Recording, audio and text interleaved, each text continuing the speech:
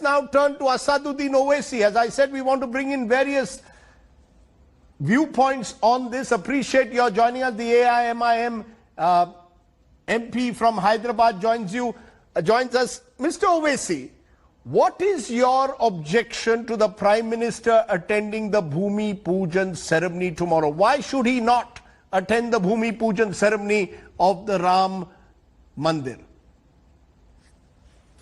Well, to make you understand, let me point out to you the brief facts of history which you have conveniently forgotten. It is a fact that the Ram Janam Bhoomi movement was started by RSS by giving the responsibility to Vishwa Hindu Parishad, and later on BJP took it up by passing a resolution in Palampur in 1989. Number one. Second, it is the BJP under the leadership of Mr. Advani who started this Rath Yatra. Wherever it went, it created havoc, communal riot. Thirdly, it was BJP in power which went to Supreme Court when Kalyan Singh was the Chief Minister and gave an assurance to Supreme Court that the Babri Masjid would not be touched. Had the Supreme Court not given permission, the Babri Masjid would have been still there.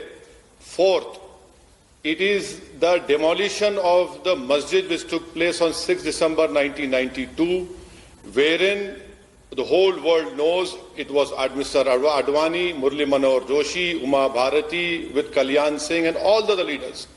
And Mr. Modi was also part of Mr. Advani's Rath Yatra.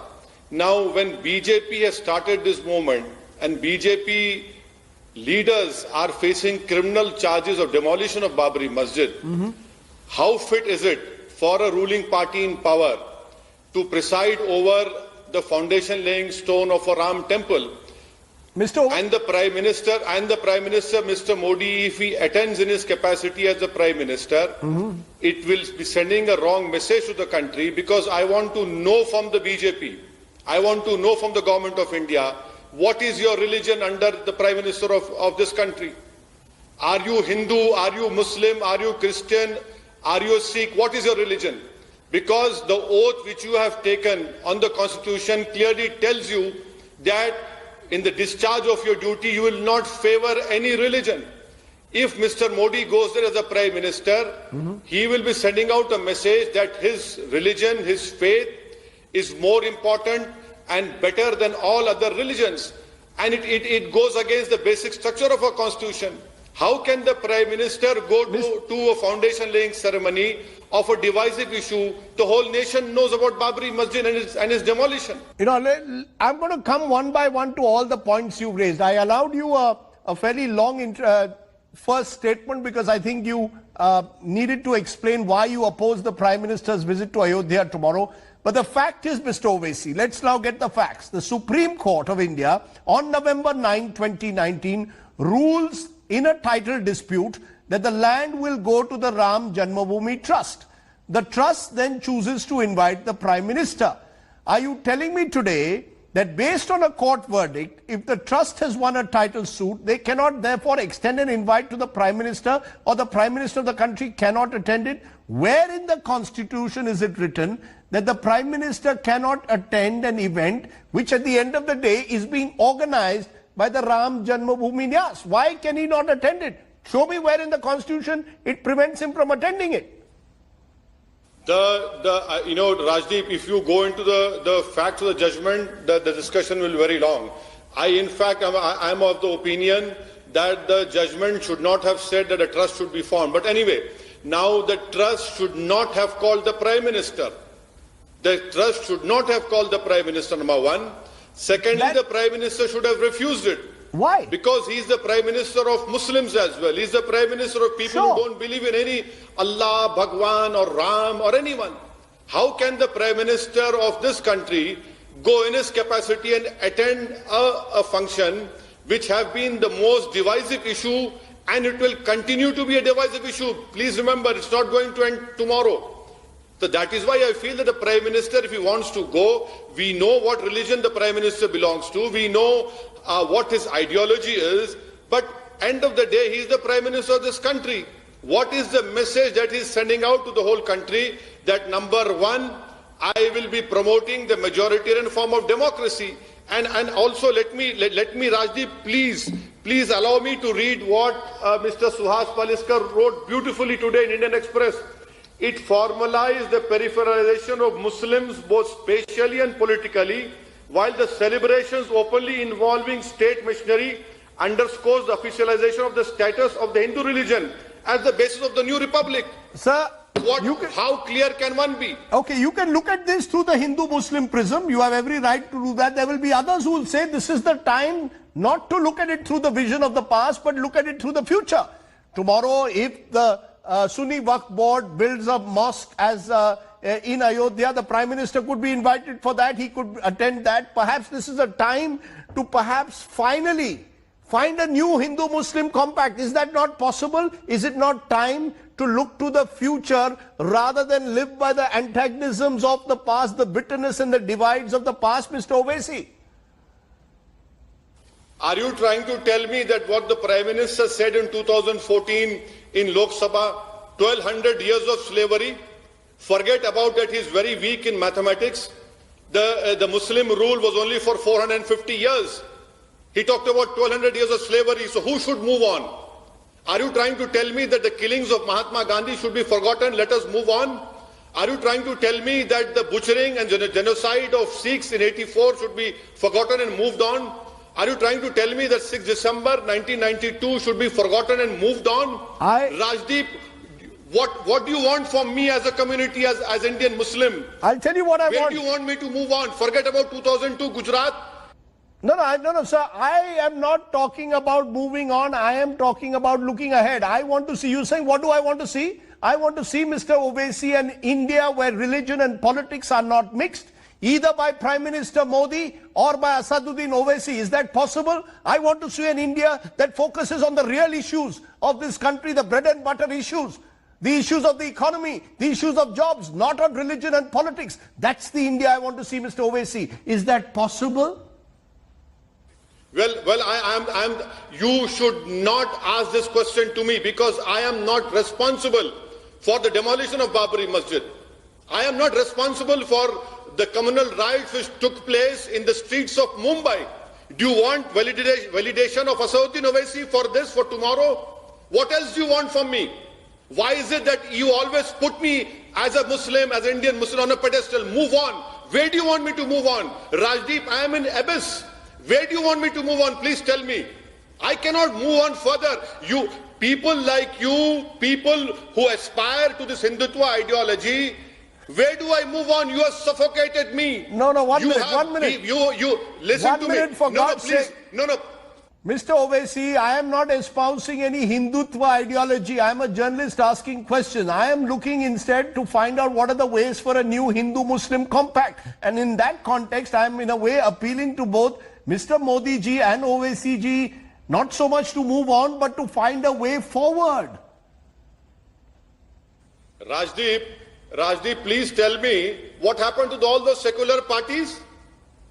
Hindu, Muslim or communal amity can only happen if the constitution is followed in principle and implemented in toto. Simple. Forget about all these flowery statements by Rajdeep Sardesai. What happens on the ground is important. Where are these secular parties now? Why are they quiet now? From 2014 onwards, in the name of love jihad, in the name of cow protection, in the name of Citizenship Amendment Act, what do you want? Who's raising a voice? Lawyers, journalists, everyone has been put in prison. All the voices have been scuttled. People have been put in prison for only dissenting. And you tell me, move on. Where do I move on? Is there a space to move on, Rajdeep? Please tell me. There is no space to move on apart from fighting in a constitutional way, in a democratic way against this government which is hell-bent on weakening the constitutional structure of this country. So long as any government does not subscribe and upholds the constitution's basic structure, where will communal amity happen? No, 1 minute. If justice is not being done, what can happen? You are telling me that the Prime Minister visiting Ayodhya in a way is against the basic structure of the constitution, against secular values. Now, as I said at the start, he has been invited by the Ram Janmabhoomi Nyas. Tomorrow, if he is invited by the Sunni Waqf Board, should he not go there? Will you object to that? Are you saying that a secular nation, politicians should show no preference than Hindu or Muslim? Is that, I want to know, will you object tomorrow if the Prime Minister is invited to a mosque inauguration and goes for it? Rajdeep, what a joke you're cracking. You know, I must really thank you for your sarcasm. Rajdeep, you covered Gujarat communal riots. More than 1,000 masjids, dargahs were demolished completely. Were demolished completely when Mr. Modi was the Chief Minister. To answer to your question, no, Mr. Narendra Modi or even Asaduddin Owaisi or any government in power should not have anything to do with any religious rituals. Public money should not be used for any religion. To hell with iftar parties. I don't care about iftar parties. Your second question to iftar party. Rajiv, do you think that a Muslim fasts for 18 hours just for this damn iftar party? No. The government should be above all religions. The government should celebrate all religions. The government should also celebrate who don't believe in any God. Very fine words. Government should not spend public money on religious festivals. I'll remind you of this next time if there's an iftar party, maybe possibly, of course, the usual Hajj debate. I will remind you of all this, Mr. Owaisi. I also hope you know that whether you are in Saudi Arabia, or Pakistan or Iran, these are also countries which have completely blurred the line between the state and religion. I hope, Mr. Owaisi, you will speak out on that also. Why should I speak out against them? Am I a Saudi citizen? Am I an Iranian citizen? And what makes you ask this question? I take strong exception to Mr. Rajiv Sardesai asking me a question about a Muslim country. Do you assume that I owe allegiance to Saudi Arabia or Iran? Mr. Owaisi, you're completely wrong. No, Mr. Owaisi, don't. You're completely wrong. I am only saying that we must. You're completely wrong. Mr. Owaisi, I am saying that since you have defined secularism as staying away from all forms of religion, I am just saying only this. Let us be clear that all countries that mix religion and politics therefore must be questioned. We cannot only be selective in the way we approach the issue of secularism. No, Rajdeep, I will not allow you, no. I will not allow you to run away because it is because of so-called liberal people like you who view Asaduddin Owaisi to the prism of Saudi and Iran. I to hell with your thinking. You are a proud Indian citizen. What have I got to do with this country? My country is India and it will always be my country, India. It is a constitution which guarantees me and you as an equal citizen.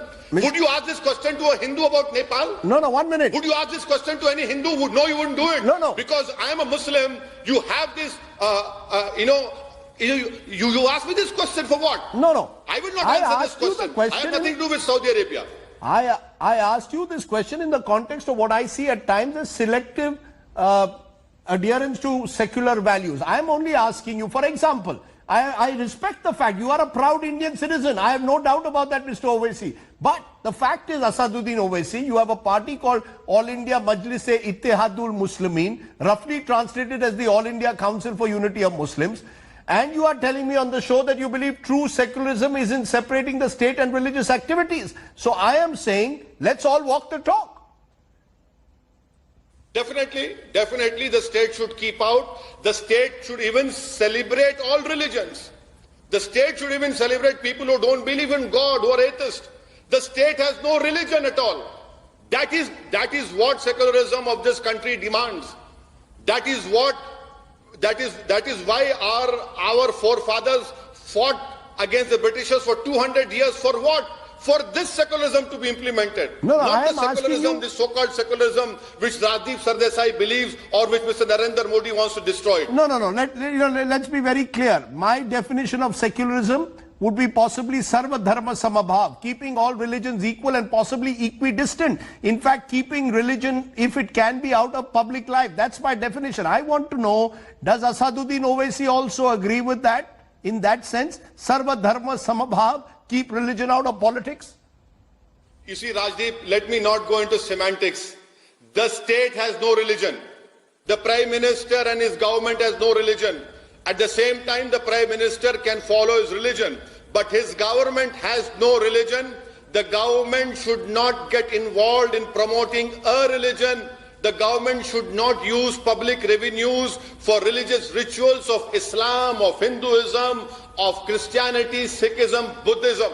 That is what I understand about secularism.